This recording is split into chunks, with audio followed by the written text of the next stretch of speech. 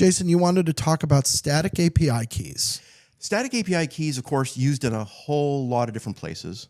But the reason why they're talked about more and more right now is because anybody who's playing with agents, Right. AI agents, typically to log into various resources, you need some kind of a way to authenticate into those systems. Right. And so what do human beings always do? They choose the worst and simplest, The easiest. Right. What seems to be the easiest solution, which is the same way we've done it forever with human beings. Hand them a password. So we're just handing agents passwords. Okay. Not even a username. It's just a password. So Tim, what do you know about shared secrets like passwords? What's their problem? The problem with shared secrets is someone else can get them. Somebody else can get them in multitudes of different ways. Yep.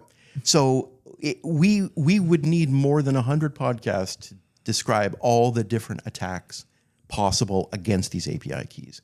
There's so many ways you can steal a shared secret. Right. And these agents are using static API keys just like passwords. Right. But now let's talk about, for those of you who are watching this who haven't played with agents much yet, here's a typical day in the life of the workflow of an API, a static API key. All right, I just I gave my credit card to a service online. It does something for me that I want my agent to be able to use.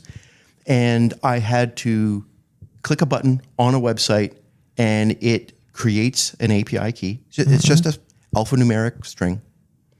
I then have to copy that and paste it somewhere. Right.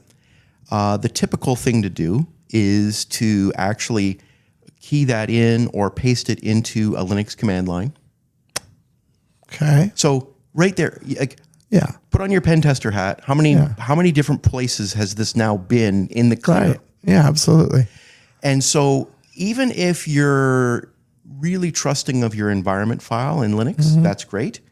But Tim, we've seen so many of these static API keys being found in public GitHub repositories. Right.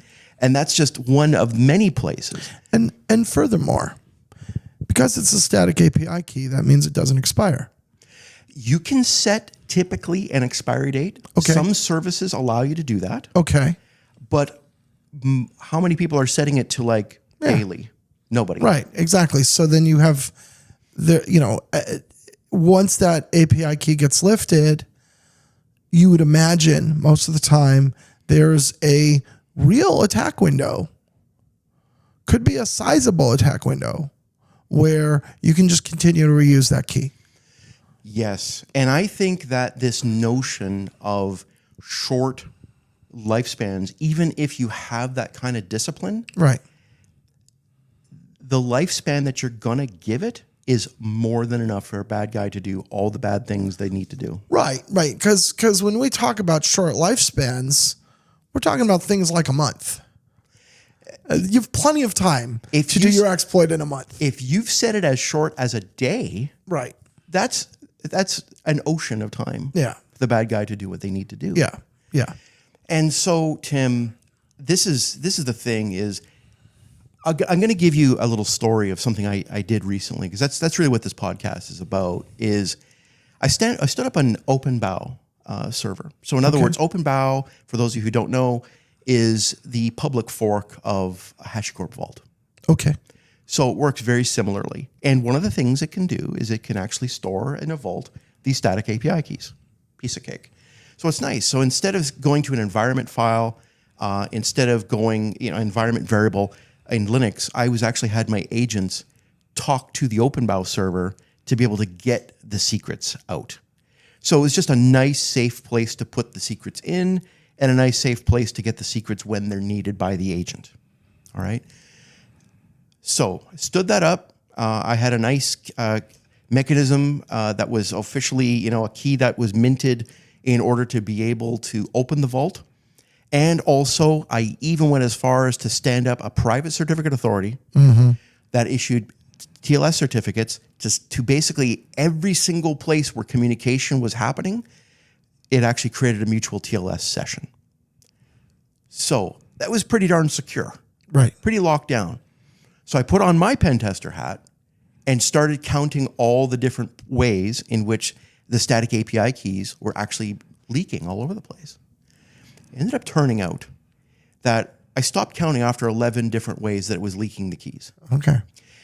My favorite way that it was leaking the keys, because it actually made me laugh, even though it's not funny at all. Right.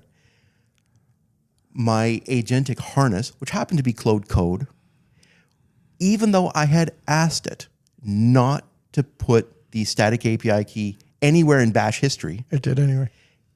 as it's conversing with me, it goes, hey, is this the right key? Yeah, thanks. And now everybody in the world knows it too. Yeah. And so even Claude Code was smart enough to realize after it had spilled the key, oh, security breach. I highly suggest that you go and rotate your key. Thanks, Claude. Yeah. Maybe you could have had that thought before you leaked it. Yes. So Tim, I'm security obsessed. So are you. How many people who are just trying to do their day job Exactly. are like, whatever? Absolutely. And you talked about, harness, locking down the amount of usable time on one of these keys to be very short. We've all seen this movie. We know how this goes. The person who's stuck doing this as an implementer on a day-by-day basis is going to be motivated to make it as long as they can. And so often they just will. They just will. Right? And so for those of you who are, in positions that own risk, you're a CISO, you're a CIO, you're a director of IT, I guarantee you and I, Tim, have talked about rogue shadow IT systems for certificates for years. Yeah. Well, it's, I would say 100x for agents, shadow agents, shadow everything going on. Yeah. How many systems are out there in your enterprise right now where people are very excited, legitimately excited about standing up agents and automating workflows? Yeah. But they're using the weakest security process. And I haven't seen numbers on this, but I have to imagine, however you would quantify it, that the number of active agents or the amount of activity that's being done by agents or the amount of power to do things that agents have in our enterprises is just growing exponentially right now. Right? Exponentially. And so whatever, in a way, this isn't a new risk. This is a conversation we could have had 2 years ago. Yeah. But the degree of risk is orders of magnitude bigger now. And I predict will be orders of magnitude bigger again in another year or two. Yes, Tim. Yeah. That's why we're trying to get ahead of this. And there's going to be a few more episodes where you and I talk about the alternatives Good. to static API. That's perfect. That's where we need to go next. So let's just leave this here for now. Thank you, Jay. Thanks, Tim.